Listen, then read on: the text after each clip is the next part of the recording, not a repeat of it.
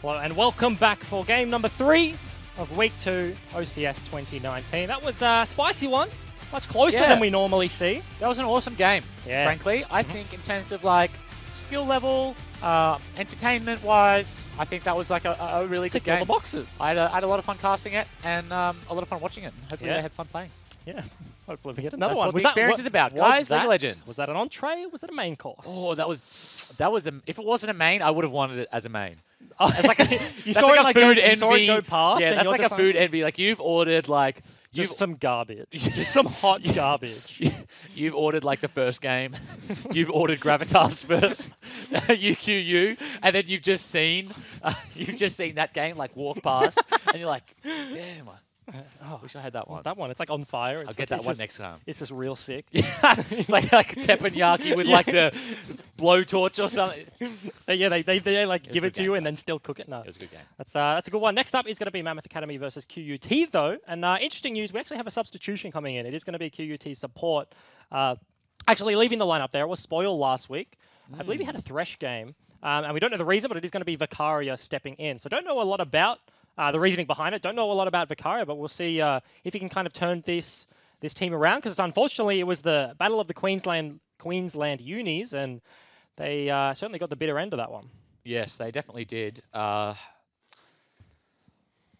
I mean, Feint. We'll see if he gets the Vayne today. Big Vayne flyer. Yep. Last week's game, Riot. Yeah, that Candyman Riot combo, very difficult to deal with.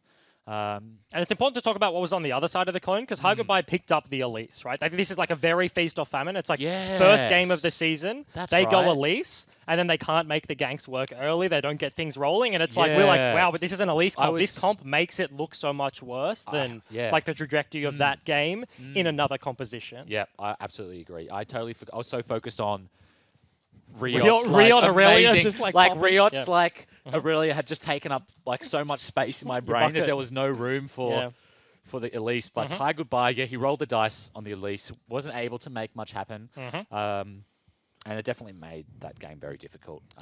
I don't think that his Elise, I don't remember it being particularly like bad or anything. It was just not an Elise game. Sometimes you just have those games where you pick an aggressive champ and all the lanes are playing safe and you just can't find those opportunities. So if he plays Elise again, I'm not going to write him off. But yeah, if you try to play Snowball and it doesn't work, then I mean, you're never really going to look good, right? Yeah, that could certainly be the case. But both of these games both of these teams rather coming into this game from a loss. Mammoth Academy got the rough end of the Legacy Genesis stick as well. And it was Ryzen in the mid lane. It was the Ori versus Syndra matchup. He was, like you jokingly said, he was like a null magic first Syndra, and that is never a situation you want to find yourself in. So laning phase, disastrous, and really only got worse from then on towards the back end of that game. Yeah, Mammoth Academy are a team on paper that look really good. Yes, as far as OCS teams go, these guys are all very talented players who have experience. Yes, they had a bit of a rough game last week, but I expect them to come out firing today, and I'm very curious to see what they pick up. Yeah, this is a lineup that could pick like super heavy skill champ, like Redemptly Riven rather. Yeah, they can just take those skill check matchups, and like you can have faith that a lot of these players will be able to perform on the competitive stage with those sort of like risky, hard to execute, like pressure driven matchups that can often see. I said it last week, and I'll probably say it the next time I watch Redemption play. But big Redemption fan. Yeah, Montage. Love his work. Big Montage player. Hopefully, we saw him. His team got pumped last week, and I thought, but at the end of it, I was still impressed with what he had done. So really keen to see what champion he picks up and what kind of impact he can have. And so we do kind of have to talk about the elephant in the room. 3 bans lost there for QUT. So the time is just going to tick down. They're going to use all 30 seconds to ban absolutely nothing. And I think on Red's side, it's like, how do you stand on it? Obviously, it depends on meta, like how much this impacts, but like red side versus blue side, is one worse than the other? That's a tough one. I would say... For losing the bans, of course. It's worse on blue. Agree. Because red has more agency in terms of leaving things up. It's just a numbers game. Yeah, so I leave up all the OPs. Yes, you get to first pick one, but like I get 2 and I get to counter whatever you just picked. Yeah. So I feel like it's definitely better to be the red side ban loss. But I mean, it's never it definitely sucks to lose bans in general. It almost doesn't even. I think there are a lot of situations in which losing bans actually hurts both. Like generally, I think it hurts both teams. Yeah. It changes the draft. In close games where you're like, okay, well, I need to ban Morgana because she's OP. I need to ban Taric because he's OP, whatever. But also, they have like 2 players who are monsters on like 2 completely off-meta champs. Yeah. And I was relying on them. I was going to ban Morg. They were going to ban Taric. Then I was going to ban those other 2 champs. Now I can't do that unless I want to first pick or you leave up the OPs or you leave up the one-tricks or not necessarily like the strong champs. There are a lot of assumptions in the draft where you're like, okay, well, he has to ban this. And so we are going to rattle off a bunch of the bans on the other side. Morgana, Taric, Sylas, as you mentioned. Hecarim first pick. A bunch of the OPs are left open. Nautilus on the other side. And Vayne is the answer. So you said Vayne. Are we going to see it? Yes, game number 2. Yep. I like those opening picks. Nautilus very strong. Vayne very strong. Also, we've said it 50 times now, but he's a good Vayne player. But then again, and this is the consequence of losing bans. We've got Hecarim Rise on the Mammoth Academy side. Looking like Hecarim in the jungle. Kevy has spoiled it for us by taking Ghost Smite. Redemp's maybe taking a top laner here. Double banning tops. That is true. No. Probably just going to take the support. He's going to be the Braum. So potentially match the Nautilus down on the bot side. That's a fairly even matchup between the 2. I feel like. Ironically, Nautilus has the worst end of the stick, even though he can be like more aggressive. He has the pullback like Braum. Why is that ironic? He's just bigger. Oh. And he's like the OP, and you look at Nautilus, and you're like, man, like this guy's real good. Like he's the prized possession. But Braum, is so good at negating. Braum's so garbage. Braum's so useless. Not like he's been the best support for like 50 years. Just... He's small. He's so puny. Yeah, he is. Nord's just so huge. Nord is genuinely gigantic. And Karma is actually going to be a lock-in. So Braum drinks soy milk. Nobody drinks soy milk. I do. As, Karma is going to be the lock-in. I know. And we're interested to see where that one goes. Nautilus can go mid. Karma could go bottom lane. Or Karma could just go mid, match up into the Rise.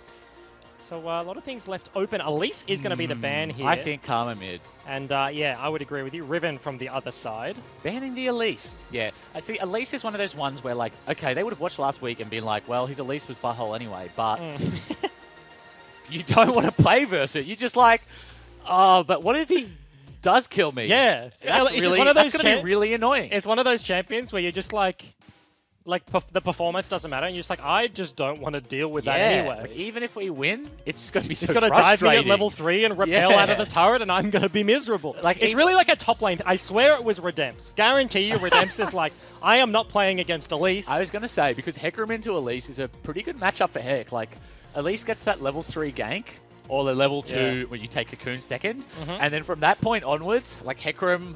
Like, you can imagine just like what an actual horse versus actual spider looks like. Like it's just a hoof just stomping on a spider forever. Just like sick. Oh, actually, hold on. Hold up. This is a Shaco. So bans. Riven Rek'Sai from the red side. It is going to be the put some Kindred Shaco in it with the Elise, and that is a Shaco. This is a competitive Shaco. We should have known. I saw Smite Ignite on the Vayne. I should have known, but this is got to be a spicy matchup. Ooh, is it now Hecarim in the jungle? Oh, that sounds super banning rough. Elise and then playing the Shaco. It's even worse. So much worse. Oh, so okay, interesting. I like it. Yes, throwing some spicy stuff in the mix. Karma mid with the Shaco. I'm about that. Yeah, they sort of shift the carry potential out of mid into the jungle. Easy gank setups as well. You don't like have a lot of paper to or like game tape to look through in like competitive Shaco, right? You just do not see it. But like he actually scales very well. And that is the thing that really pisses me off about Shaco. He's so annoying early, like especially as a support main, he can like get so much done. But then when he's just like randomly backstabbing your AD carry, one-hitting them at 30 minutes, and you're just like, sick. Nice, nice bro. Detection, no stealth detection anymore. So ever since then, can't he was frustrating before that, but now he's just invisible in the middle of your team. These 2 shanks. Yeah, it's more like, and then you die. And then he places the box, and then he ultis and he runs away. Oh, you box while you're invisible. But he's done I don't know the Shaco mechanics. That's going to be it. Aurelia and Darius were the last of the 2 lock-ins. So this is going to be an interesting top side of the map. Very volatile, and you have very volatile junglers as well. Shaco can volatile across the board, I reckon. Except for, like, I mean, maybe bot lane. You could say, okay, we're going to see another one of those Vayne versus Space Vayne farm offs that could be spicy, but definitely aren't. but it's a lore could still matchup. be. It's a lore matchup. You have to take a quiz at the end of the game. Whoever gets it right wins. But interestingly, on the bottom side, before we move on from it, TP. it's going to be a TP from the Yeah. Braum. So Ignite taken by Vicaria. Does he take Spellbook? And then I assume if he's got TP, then he will okay. have Spellbook. Maybe looking at this top matchup, and it is like a reactive thing. That's my thought. You're like, Shaco, Yeah. Darius, if this gets rolling, it is disastrous. But if it doesn't, we win by default. If I can I stop take Shaco's TP, first gank, or if yeah. I can win, you know, And if like I a can, random skirmish, he calls a numbers Exactly. mismatch, then and then Shaco's, yeah, that's you it can turn for the him. tide. He's a sad clown. Are most clowns sad? It's just it's like a cliche. The sad clown. Shaco looks He's not sad. just nuts. He just Shaco's looks having nuts. a great time. Is he? I reckon. He just looks gross. And what about the skin? I like it. I like this one. Yeah, Nutcracker. I think the scariest is the Korean mask one. You The know what I mean? Korean mask. Yeah, there's a one. Korean. Oh there's a yeah, Korean. it's I kind of can't like remember the name. Jin. Yeah, it's yeah, almost looks sort like of Jin. Yeah, I think yeah, that's yeah. that one. When I see that one, I'm like, okay, this guy's serious. All This right. guy's not messing around. So level 1 here for the Shaco team, trying to defend the boxes as much as possible, and you can see Mammoth Academy on the other side. This is Opting in for a cute. 4-man invade. No AD carry. Kaiser is in the dot bush, so the teams won't run into each other given they're on opposite sides of the map, but we'll kind of trade some control, and you kind of have to favor Mammoth Academy. They can get in here, get some vision, know exactly where the Shaco starts. And Well, knowing that he's not on Top, this yeah. side is pretty good. Frogger going the long way around. Big fan of that, because I thought he was about to Smart. walk into that Braum. walking into Braum level 1 is definitely a sad time. Does Unspecialized spot out Isles walking back to bottom lane, and he won't. He's sitting around the Raptor pit. Potentially will check Will they top check side this with the red? Darius. He's definitely hovering on that side. Yeah, it looks like he will. Frogger Dog, does he turn around? And he does. Yeah, he does. They're obviously in the bush, and they start up the camp, so they're going to know exactly what's Can going Kramer on. steal this with a Q? No. No. But she Gonna could walk have, away. maybe. I don't know. Kramer. Yeah, Yeah, Karma, okay. but you move the R. Yeah, Kramer. Kramer. Fair enough. Goes back to lane. He's going to find himself a rise. Jerry. And, Kevy's just going to finish up his red buff as the same is happening on the other side. But this game is really going to revolve around this Shaco. Can High Goodbye with the Ignite get things This started? is the It sort of it's thing sort of where interesting. you're like, yeah, I'm going to stuff up this Shaco's path, but trading jungle, like, it's really not that bad Oh, for Shaco. we may actually just Oh, see is a this a face level check 3 here. with if he takes the creeps and gets 3 here? Oh. He doesn't. High High Goodbye Goodbye's is looking behind, for Rise. though. Backstab gets him behind the box. May it force the Box doesn't flash? No. proc. Just a little bit too long. 3 is proc there for the Shaco, but that's a whole boatload of damage. Kevy comes in from the side. Sweeper Procton. No flash on the Shaco. That's an Ignite burn. Oh, Ryzen flashes forward, and he forward. gets the first blood. Unspecialized still in the fray. Walking away, Kevy heals back up, but that is a disastrous start from the Tigers. And that is a level 2 blue buff for Rysands. That is Yes. not what you want. Poor box placement there from High Goodbye. Doesn't get the box fear. Unspecialized, unable to then follow up. I mean, Karma level 2 does do a lot of damage if she has the ult, Yep. but didn't. I don't But it's think. also, you can't throw it through the wave. You kind of have to flash on top of his head. Well, it's to be like able if to he gets RQ that feared, one. if he gets feared, you feel comfortable flashing on him. Yeah, yeah, Because yeah. you're like, okay, if I land this, he's probably going to die. Mm-hmm. But skill check, Yeah. fails it. And on the top side of the map, this is a Darius very far pushed up. You talked about Redemption is pretty Frogger low, Dog. They and Frogger Dog has a fat wave, so Oh, dangerous for him sitting to on check top of a here. wall. No flash High for Goodbye Kevy, he's goes in trouble. over. Ghost is not available, and the rip back is still there for the Darius, and that's just going to be a dead horse. He falls down, kill goes to the Darius, and that's a disaster. I mean, there. if blue buff is good on Rise at level 2, red buff on Darius is Even it's better. pretty nasty. It's going to be in a blue for the this is such a Shaco as weird well, game. and this Rice is and this game is off to a hot start. yeah, wanting to contest this one. He doesn't want to stick around and actually do it. Well, I mean, I was going to say use all his mana, but he has a blue buff. Will time Yeah. out soon, but doesn't want to lose the CS, doesn't want to expend the time, and probably wants to give the camp to the horse. So No, Aurelia had Forces him ducked off. out of lane there as well, so my goodbye, not really wanting to play with the Rise too much. Knew that if he stuck around, he doesn't have a flash, he only has the single Q. And heads up play from the Shaco to leave that one alone. yeah, tier completed upon the recall there from Rysan. So got the kill with the flash, resets, buys a tier, and walks just straight back to lane. Very nice start to the Rise lane there as Kevy's just going to clear out the rest of his jungle. Has that red smite, so he's no longer going to have any issues with sustain. A lot of damage as well. Shaco not quite. Oh, what? That hurts. In the bot lane, we've had a... Yeah. How are you going? Question. Does Redemps normally play with TP on F, and he tried to TP bottom Oh, is lane he and account sharing? Who's smurfing on Redemp's account? Who knows? I don't know if I would even want, like who, honestly, who on this server would you be like, hey, can you play on Redemp's account for us? Yeah, I it don't would be an improvement. I don't think that's the one. But, I don't think there are many. Yeah, potentially wanted to get into the bottom lane. That was just speculation, who knows, but it was the kill going over to the Vayne, so a very good start. And we didn't see how that one happens, but it's 4 summoners burnt there from QUT. Double summons burnt from Miasma, but he still falls down, can't survive. And definitely Miasma moving up too far for a creep. I think. I can't see how else it would have happened. And massive for Vayne to get an early kill in this lane. Yep. We talk a lot about how this matchup is so passive, but early vamp for the Vayne means and that's no more pressure for that's the MMA. big thing, right? It is like a Stormrazor first versus a Bork. As I hold that thought, Miles has found himself very far up. He does have the flash, and Kevy is here. Does he want to go over the wall? But that may just be a straight-up dead Shaco. Brawl passive is doing so much work as Rysan has the early track. Blast Plane is there. Vayne looks to hit it, but 2 kills into the Kai'Sa. We said Vayne starts off the lane well, but he just answers back. That's not how you want to get back to lane. If you're QUT, you've just solo killed bot. You're feeling really good about yourself. Yep. You're talking about, okay, guys, we're going to get bot priority after this wave. As soon as we get back to lane, they can't do anything. Miasma has no sums. We're in a really strong position. No sums, but 2 kills. And they're like, wait a minute. There's 2 quick ones for you. Yep.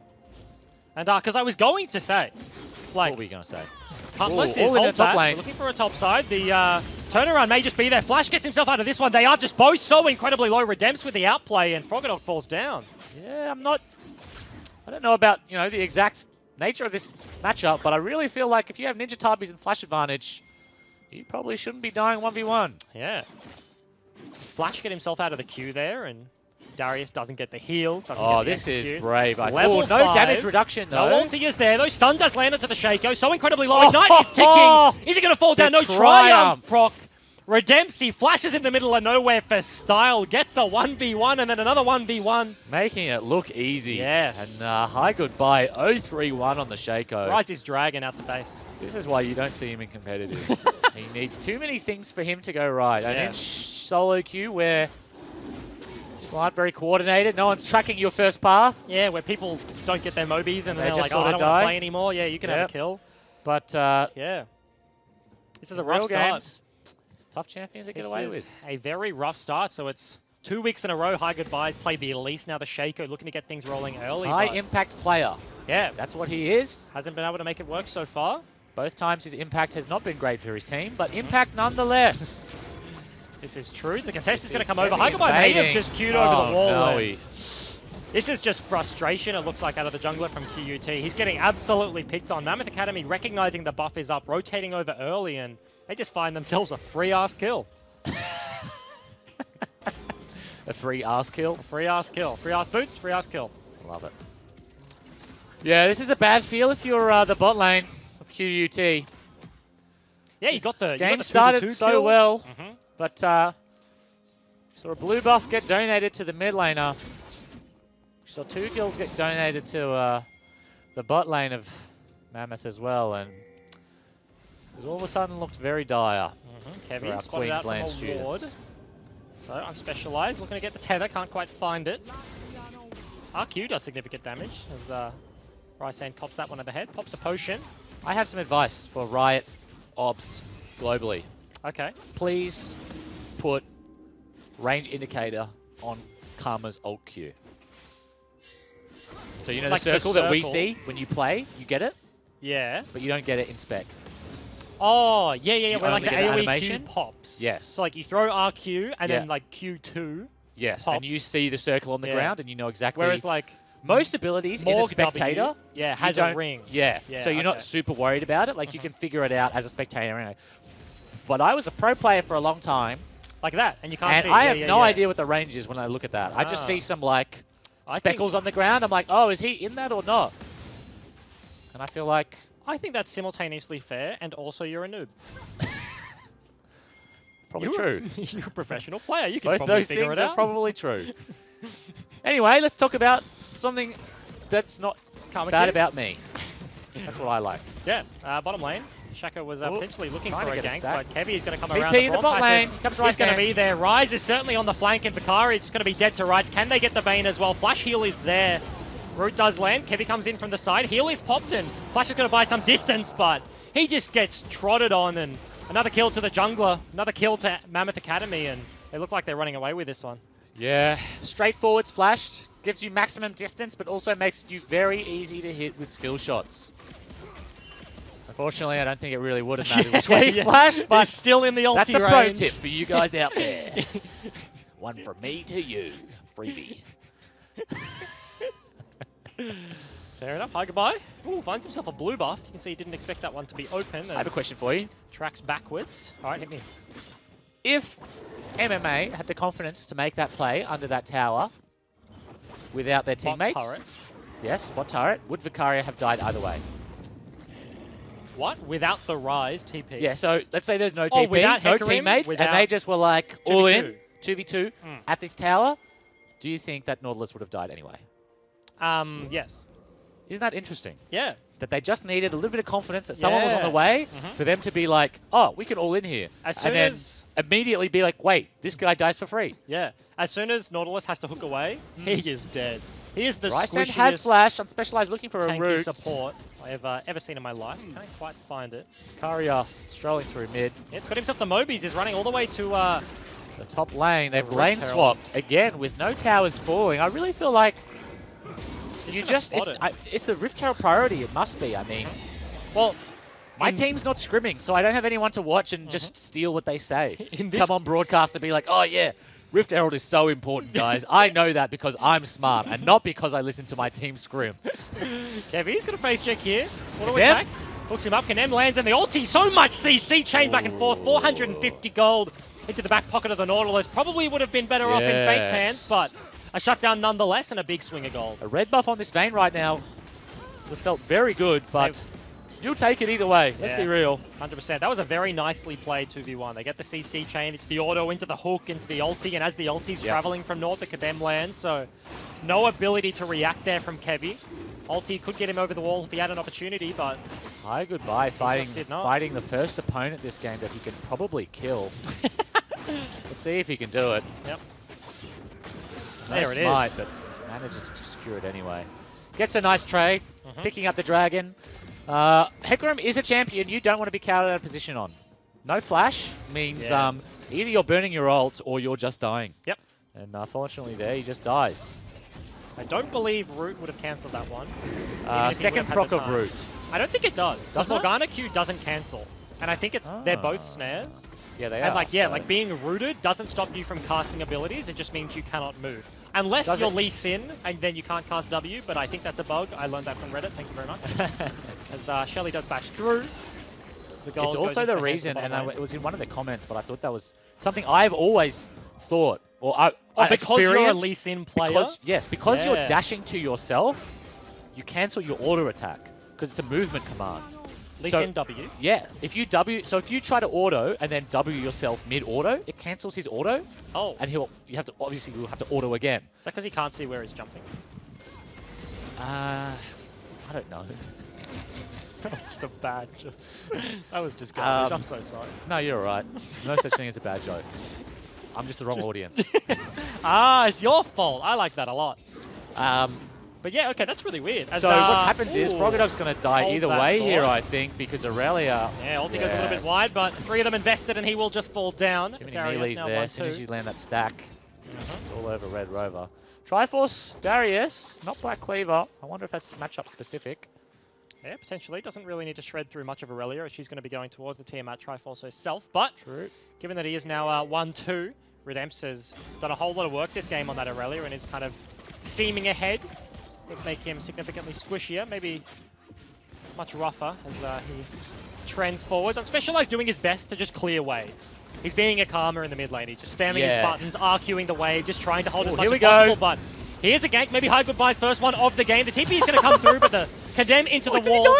And unfortunately, he does fall down. It is the 1-for-1. He flashes out of tower range and then hooks back into tower range while still having... Gets it immediately. The aggro, and a very nice play turns into a bit of a Suicide there from Vicaria, but you'll take it. That's a shutdown on the rise. Certainly Forces the TP out of Redemps as well, so some free time for Froggadog, and I like it. Yeah, he's still sticking around for this one. I don't Redemps like this. I mean, it's very clear that Redemps is waiting for this wave to come in, and Hi Goodbye just crossing his fingers and hoping he does something silly. There's one thing we've learned so far this game is that Redemps doesn't do much unless it's got to work. And the other big thing was that Unspecialized actually TP'd to the play topside, so has to walk the long way back round, gave Miasma and Isles a bit of time alone with the turret in the mid lane, and eventually indefensible. Did he just take that one down with a couple of auto attacks, and the mid lane is just broken open from the Tiger side of the map. Mammoth with a fairly significant gold lead, 4,000 at 15 minutes is nothing to scoff at, and now starting to complete their first items. It's a Storm Razor and trucking along towards the Gwynsus. It's the Archangel's there for the Rise. Doesn't have it transferred over, but Triforce for Aurelia is another big one. QUT have picked up a few kills here and there, and that has made the game feel somewhat even. But at the same time, they're not able to convert any of those picks into meaningful objectives. Advantages, yeah. I mean, yes, they're forcing TPs. Yes, they're burning flashes, and that is the first step. That is how you slowly get yourself back into the game, you know, assuming you can then capitalize on the lack of TP or the lack of flash, but not picking up any of those towers means that this gold lead just keeps ballooning out, and Mammoth don't scale poorly. That's all I'm going to say. Rysand just dealing with the mid lane as much as possible. Now with that turret dead, he's able to push it up significantly further, but top lane is looking to be the contest point here. As Tribush is cleared out. Kevy is around, does have ulti but does not have Ghost, as is Hi Goodbye, goes over the wall. Big hook. And Miasma are in a bit of trouble there. The ulti does land underneath the Braum, but can they take him down? Fate gets tagged with the concussive blows, but he may not fall down to the back end. Everybody comes here. The TP out from Froggadog, and they do just back away. So much damage soaked there by Isles on that Braum. Miasma able to use all his sums and his ultimate after the stun lock, and that's a TP burned for Summoners again. Another advantage no towers. Going over to Redemps. Last two plays. Sort of forced by QUT, but both times they've lost a tower. First mid and now bot. Redemps just one-shotting these waves, and he's going to take that Gromp as well, and he is farming up an absolute storm. 20 CS ahead of the clock. This Aurelia is about to do some unspeakable things. Unspeakable things. He who shall not be named. Top laner who shall not be named. May just be looking at the Infernal Dragon now. We are going to get a team fight. Here we go. No Who's getting aced? From the Vayne, from the Nautilus, from the Braum, from the Kai'Sa. Dragon's dead, which means it's now time to fight. Completely gone. Braum did land the Q there. W from the Kai'Sa. Can they burn. actually continue this one? Realm Warp will get them towards the backside. Top left and Unspecialized. Stuck in the middle of nowhere. The two carries, Miasma and Rysand, link up to take him down. Hi Goodbye gets immediately bursted out of the backhand. Triumph does keep Miasma alive, but Mammoth Academy have just wiped the floor with the Tigers. All but Feint has died, and Redemps may just be looking to end his fate. He does condemn him out of the queue. Very nicely played from the Vayne. Buys himself a little bit of time, but Dragon, 4 kills, maybe the turret as well. This is completely going Mammoth's way. No Vayne ult means that that's more or less unfightable, and I mean, they didn't want the fight. Dragon died. You could see them walking away, but part of them, in their heart of hearts, they knew they needed a team fight. It was another one of those situations. It was an infernal. They knew it had to happen, so despite saying, I can guarantee you, the comms were, give this drag, we can't fight. I just want to look at it. They still found themselves in that side bush, in the river. What drag? This one? I see it, I see it dying. It's dying over here, guys. Unable to walk away, and it's too we juicy. see another losing team all in on a dragon and get punished. Fortunately, that is the case now. Double Infernal in the hands of Mammoth Academy. You can see the Tigers want to get some semblance of Baron control, potentially look for a pick. 4 members spotted out with a Scrying Orb as Vicaria is left to be the only one warding. I like that ward a lot. Potentially, it That's does the not sneaky get... one. Yeah. I feel like the meta has progressed from that point and now goes to the other side of the river. Yeah. Because that gets swept so often that you kind of just start placing... Wait, what do you mean the other side of the river? Near Like- the dot bush? No. That's a bad ward. Opposite... You mean on the other side, on the fat... No, on the opposite that ward. On the blue side? Yes, on the opposite side of the river to that ward. Like across the river. If you swim across the river. On that side. Can all of the champions in League of Legends walk on water? That's what I want to know. I mean, it's pretty shallow. Is it? Look at it. Yeah, I can see the bottom. It does look shallow, but you never know. Maybe the water's just super clear. I mean, the water looks like it's running pretty quick. We don't know the verticality of League of Legends because you don't get to see the game Z that access. way. I mean, there is a Z axis. Access. There's no access to the Z. It actually does exist. People don't know it, but yeah, like, it does. It has to, right? Like throwing skill shots up, like the visuals don't align with where the skill shots actually go. If you're a Corki and you throw a rocket like up a ramp, it does kind of hit a little bit off center to where you would expect. True. Does the rocket no? The rocket curve doesn't count with the ground. Oh, that's a very nice Bromkey from Alice. It does land onto unspecialized, but the turnaround hit from here. Vicarian. Feint is here. Big knock up from the Nautilus, and Vayne is just free hitting on the backside, but so is Miasma. The Nautilus falling incredibly low. Stun does land onto Feint. Oh, Shaco box into the fish. Shaco doing work. Feint trying to kite himself out as much as possible, and Redempts with the flank. Stun lands onto the one. He picks on the other, and that's just a complete ace. Mammoth Academy now walk towards the Baron, and they're just going to pick this one up. Yeah, I mean, that is it's a bit of a gold lead fight. Yeah. Wasn't nothing, really big out of the Mammoth Academy, but just able to auto attack and have it do too much damage. Yep. Miasma ulted into the fear and still lived to tell the tale. Still got a bunch of kills off the back end, and this game is heading in one direction and one direction fast. Mammoth doing very good things with their gold and snowballing this out. What are we looking at? What's the 3,000 on the top side. 2K in the middle lane. Adding in the jungle. 3.5. 3K in the mid lane as well. Yeah, that's just a lot of 3,000 gold leads everywhere. Yep. Not a good time for QUT. I need to... oh, Frogadog. They need to hit the books after this game. Does he get the turret? He does, and then he immediately dies. That's nasty. That is a lot of damage. That's a Titanic, that's a Triforce, and it's also a stopwatch. So next team fight, he's not going to die. He's got 2 Infernals in the back pocket also. Yeah. Just... I don't know. That's the Nightmare Aurelia. It's a big boy.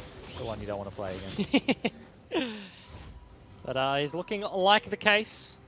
Recall coming up from the Shaco is he's going to be the 1-3-1 or 1-2-2 here, I guess, set up by Mammoth Academy. Just looking to push in mid and then rotate. Start taking down the remaining inner turrets. The mid one was, of course, already dead, so they don't need to spend any time there. And now just looking to break the rest of the base. Mammoth Academy sort of sitting in the wings, just in case they try to go for this Aurelia. She is flashless. Just leaving Rysand in the top lane to take his side lane tower also. It's all elementary from here, really. Just standing in the side lane. No one can fight you. Hitting the towers. I'm so strong. Hear me. As that is looking to be the case. Dragon may just be the trajectory here. Mammoth Academy playing this one fairly slow. That's a third Infernal. So easy to dive at this stage. Bad. 13, 14k in the lead.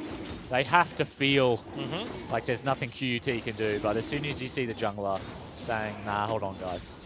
Yep. You know this Dragon's going to be good. Also, in this meta, it's not like a Sejuani Maokai Braum comp. Yeah. Where, like, triple Infernal doesn't hurt that bad. Like, there's 2 people that are using it. The 24% doesn't mean that much. But when you have an Aurelia, a Hecarim, a Ryze, a Kai'Sa, all benefiting massively from the triple Infernal, it fat wallets. Team fight is going to be very rough here. As the gold lead is just monumental. 14,000. And this, I think, is the... Wait, hook land. Just walking the back line. Out to answer this one. Double knock-up.